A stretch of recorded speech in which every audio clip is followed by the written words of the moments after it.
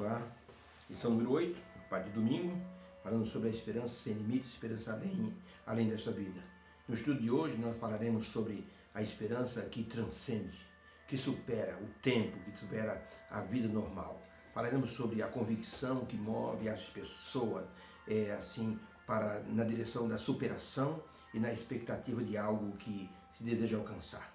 Se a pessoa pensar na eternidade, se a pessoa pensar no céu, pensar na salvação que Jesus oferece, ela tem que, se superar, tem que pedir força a Deus para superar os seus defeitos, seus erros, e Deus vai ajudar e a pessoa vai chegar um dia e conquistar essa tão almejada esperança que é justamente estar no céu.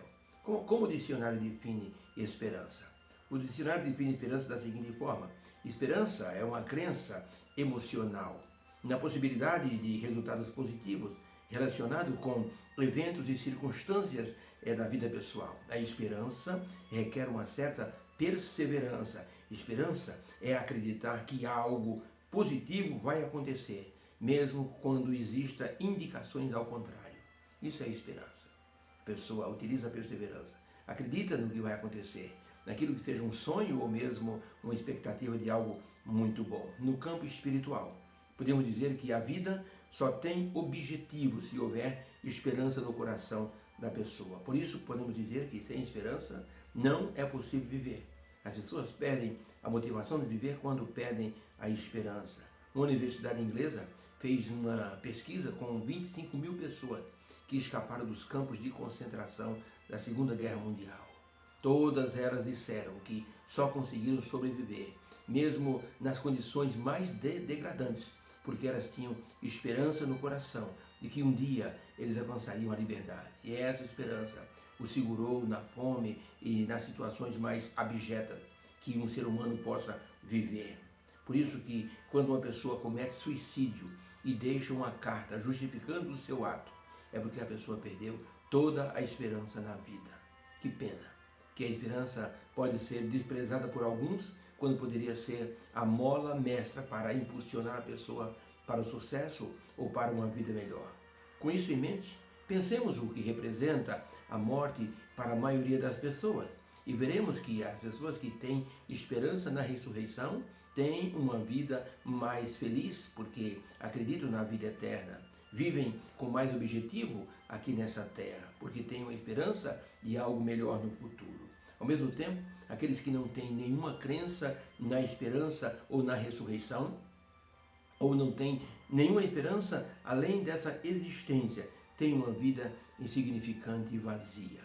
A secretária que acompanhou Voltaire, o grande ateu francês, que não acreditava em Deus, que queria destruir o nome de Jesus, ela deixou escrito que quando Voltaire morreu, sem nenhuma esperança, como um ateu materialista, ele morreu em grande agonia, porque não sabia o que o esperava, não tinha nenhuma crença, não tinha nada para se apoiar.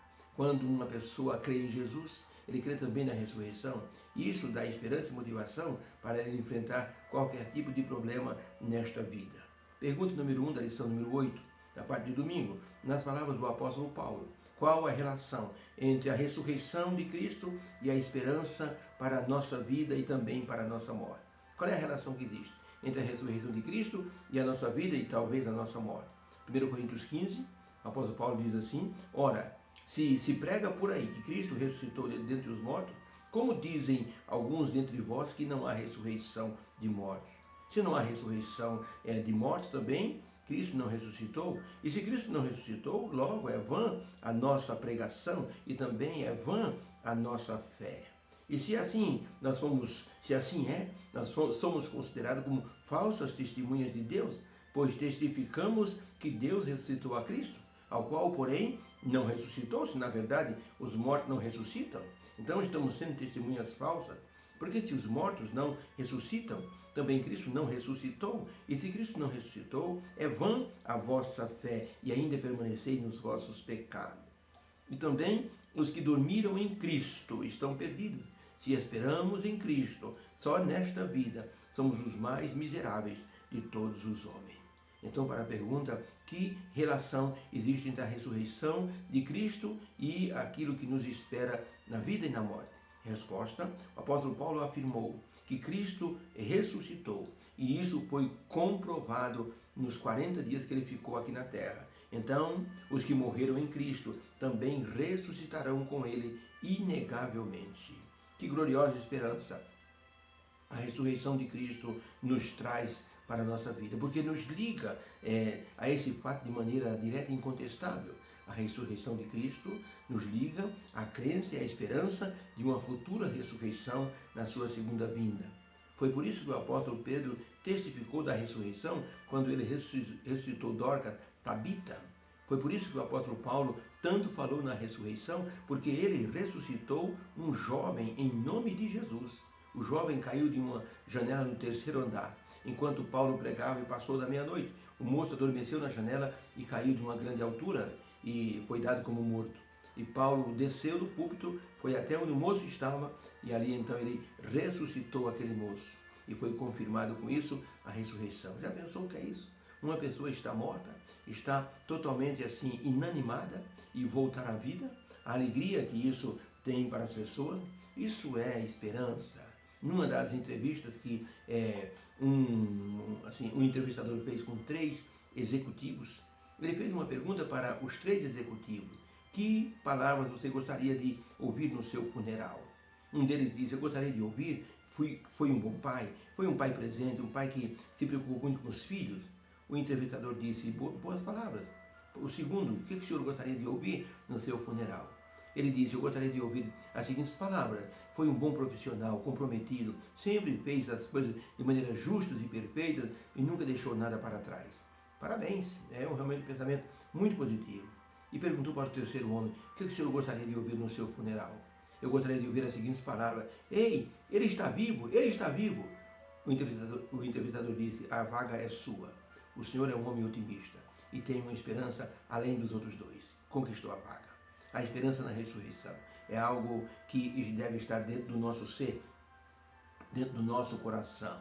Um pregador foi até uma mina de carvão para falar com alguns mineiros, e ali ele pregou durante a hora do almoço, durante 1 hora, enquanto eles almoçavam. Ele falou sobre Jesus, a ressurreição e sobre a salvação. Quando terminou, os empregados voltaram para os seus postos de trabalho, e o pregador então ficou conversando com o gerente e perguntou: o que o senhor achou do plano da salvação? O gerente disse: olha, vou ser sincero para o senhor, eu acho que a sua religião barateia muito a salvação. Salvação é uma coisa espetacular, mas do jeito que o senhor fala, é muito barato a salvação. Então aquele pregador disse: pensando pelo seu ponto de vista, tem razão. A pregação mostra que realmente eu não preciso fazer muita coisa, porque Cristo fez tudo por mim. A salvação é só apenas uma aceitação. O senhor tem uma certa razão. Mas me diga uma coisa, senhor gerente: essa mina aqui de carvão tem quantos metros de profundidade? O homem disse: tem uns 600 metros de profundidade. E como é que o senhor sai aqui desse fundo para chegar na superfície? Então o gerente disse: eu pego o elevador? Muito bem, e quanto custou para o senhor o elevador? Ele disse: não me custou nada. A empresa fez o elevador e eu utilizo o elevador e chego lá em cima. Então o pregador disse: meu amigo, a ressurreição de Jesus, a salvação, é o elevador que nos tira do poço do pecado e nos leva no alto, na superfície, na direção da vida eterna. Não custou nada para a gente, mas custou tudo para Deus. Custou a vida do seu filho. Por isso ela é tão barata, que custou tudo para Deus. E aquele gerente não diz: é verdade. Eu peço desculpas, porque eu sei que o preço foi muito alto. A lição mostra que a esperança além desta vida está na pessoa do Senhor Jesus Cristo. Deus nos abençoe. Que aceitemos Jesus em nosso coração e façamos dele a nossa maior esperança. E falemos dessa esperança para outras pessoas. Eu oro a Deus agradecendo: Senhor, eu te agradeço, porque Jesus se tornou a nossa esperança maior. Ajuda-nos, Senhor, a mantermos essa esperança viva, porque assim nós pregaremos, porque assim nós iremos dar testemunho de que existe uma esperança maior. Nos ajude, em nome de Jesus, amém. Fique com Deus, beijo no coração, bom domingo para você e sua família. Que o Senhor nos abençoe grandemente. Amém.